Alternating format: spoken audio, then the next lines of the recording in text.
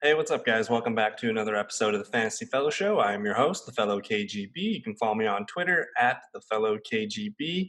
And we're moving right along here in the NFC South. We're going to look at the New Orleans Saints, and we're going to hop right into a screen share here. So we're on the fantasyfellowship.com.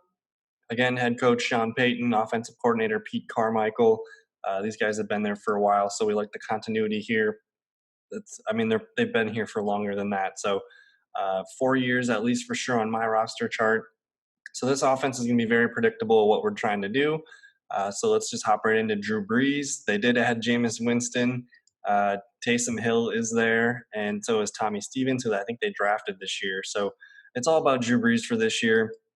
And let's take a look at what Drew Brees did last year. He did have the thumb injury, but he played very well when he was in the lineup.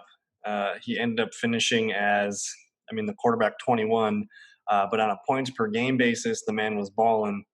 And we see he finished as QB5. Now, I even think that's a bit skewed because his game, week 2 here against the Rams, he got hurt pretty early in that game. So he probably was playing outside of Lamar Jackson. He was probably playing the best fantasy points per game wise. We see some massive games here to finish the year. Tons of games over 20. So Drew Brees, man, he's going to be one of the best quarterback values to get. I don't think he's being drafted as a top 5 QB, but that is his upside every week. So Drew Brees is on my radar. If anything happens, we'll see if Winston gets the starting nod or if they're going to mix Taysom Hill in there. But for me, it's all about Drew Brees. They added a couple weapons we'll get to in a bit.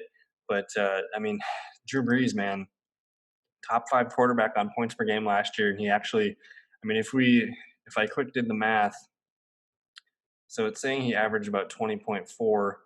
And if you get rid of that game, the dude was averaging probably 22 points per game. So one of the best years of his career last year. So basically, if you call it 10 games, in 10 games he averaged 27, or he had 27 touchdowns to 4 picks, almost 3,000 yards. So in 10 games of action, this is going to be a good season for Brees. So with Brees, we're going to get into his targets. We're going to go to Michael Thomas, and then they added Emmanuel Sanders. The third and fourth receiver, Traquan Smith. He's going to be the number 3 guy. We'll see who emerges as the number 4, but it's going to be Deontay Harris, Lil Jordan Humphrey, Austin Carr, Krishan Hogan, Emmanuel Butler, Tommy Lee Lewis, Maurice Harris, and a couple guys trying to make the team. But we're not really going to care too much about the guys outside of Thomas and Sanders. The offense is going to be funneled through these 2 guys mostly as receivers. And of course, I don't need to sell you on Michael Thomas. He's the number 1 receiver in drafts. We know what he did last year: 149 catches, 185 targets, 1,725 yards, and 9 touchdowns. I'd like to see his touchdown rate go up a little bit. He's not as a big of a touchdown guy as many would think, but he's going to lead the league in targets and probably receptions. And he's just the focal point of this passing attack. So go ahead and if you're not in a position to grab a running back in the top 4 or 5, Michael Thomas is going to be there. So go ahead and grab Thomas if you can. But if you look at what they did last year at receiver, Ted Ginn, Traquan Smith, Deontay Harris, Austin Carr, and this Hogan here, they did not do much. Only 92 targets outside of Michael Thomas to the receiver position.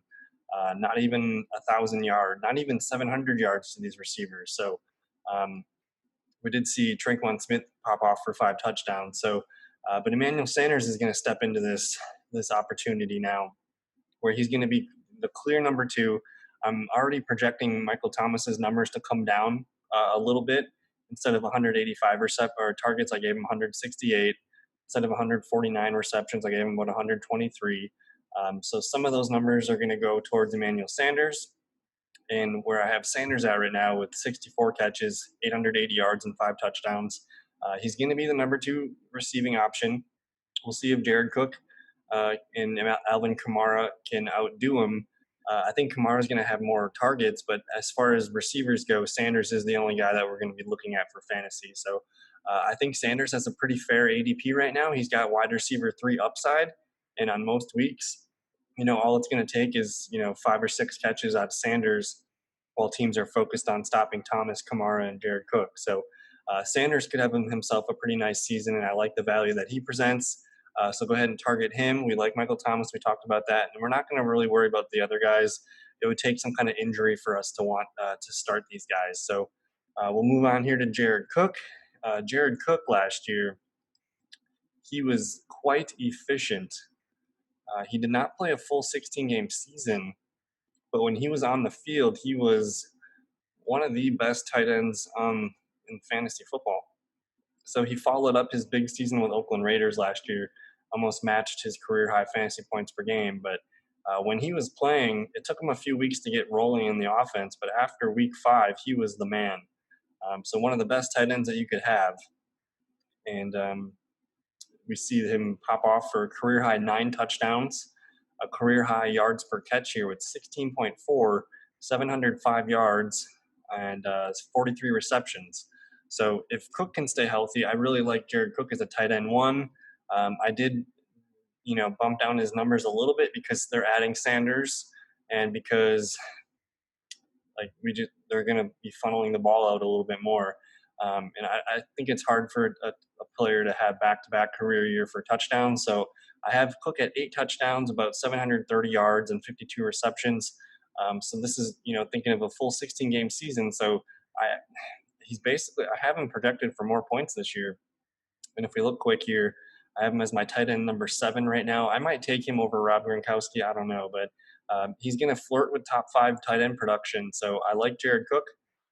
After Jared Cook, they have Josh Hill. They drafted Adam Troutman, and then they've got some guys trying to make the team. But the Adam Troutman pick was interesting. They only had 4 picks in the draft, and they made sure they got this tight end here out of Dayton. Round 3 was a very popular round for tight ends this year, and that seems to be a round where people are okay with selecting their future tight end of the offense. So Troutman's been a dynasty buy for me. So if you're into dynasty leagues and you're looking for tight ends, I like Troutman late. He's not a very high ADP pick. So look at him. Jared Cook's not going to be there forever, and it looks like they want to give this guy the option to be the man in a couple of years. So he'll be the guy that I'm watching in the preseason to see how he performs. But it's all about Jared Cook.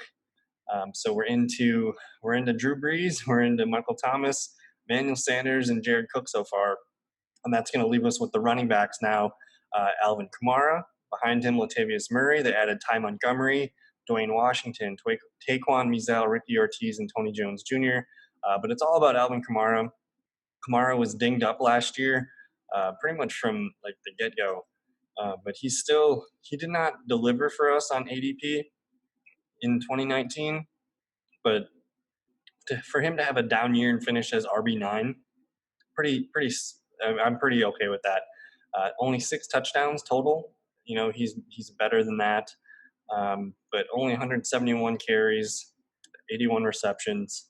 Let's take a look at what he's done in the past. So I'm expecting him to be up, in the 190s again for carries. We see he had a pretty good yards per carry, so he was running the ball fine. But what happened was the touchdowns disappeared. He had 18 the year before. He had 13 the year before that, his rookie season, and then only 6. So I think he's one of the safest players to bet that he's going to have more touchdowns than he did last year. So I've been doing that. And again, 17.9 fantasy points per game. That's a bad year. Take Alvin Kamara. I'm taking him as the 4th or 5th player off the board in most cases, and I'm not worried about it. So Kamara is one of my favorite players to be drafting. He's going to get you double digits almost every week you see here. And then those touchdowns are going to swing back our way, and you might see some numbers that we saw in 2018. So I love Kamara. He's also in a contract year. That's a pretty big deal. He just saw Christian McCaffrey get paid. We'll see what happens with Dalvin Cook. So he's got that little bit extra incentive here to perform well and get the money contract. So Kamara, man, he's got RB1 upside this year. If he scores 18 touchdowns or 15, 16, he's going to catch a lot of passes. He's involved in both, running and passing the ball. So I love Kamara. If anything happens to Kamara, we're going to see Latavius Murray and Ty Montgomery kind of split the ball.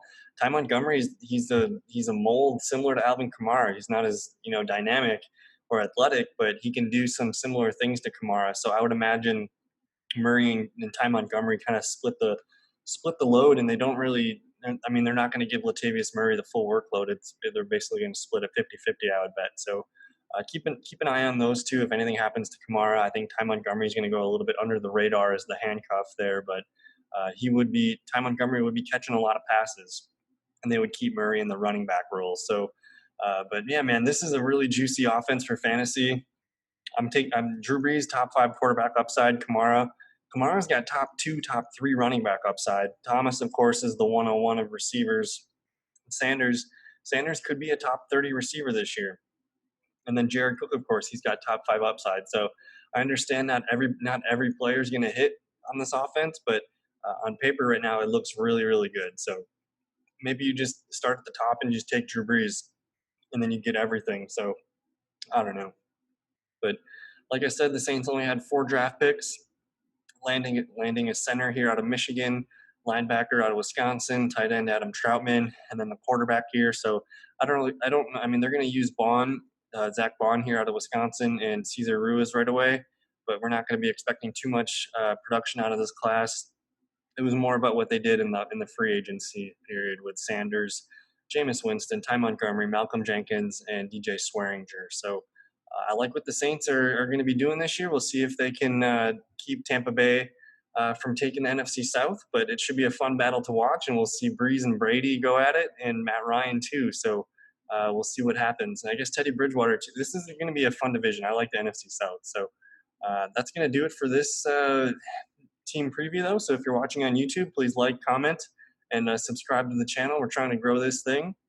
And then if you're listening on any of our podcasting platforms, feel free to leave a rating, comment, whatever you need to do. And yeah, we appreciate any input and any help as we try to grow the Fantasy Fellowship. So check out some of the other videos I've been putting out. I'm going to be working on the Tampa Bay Buccaneers, I think, in the morning. So I'll have that uploaded soon. But yeah, thanks for listening, watching, and we'll see you in another video. Peace.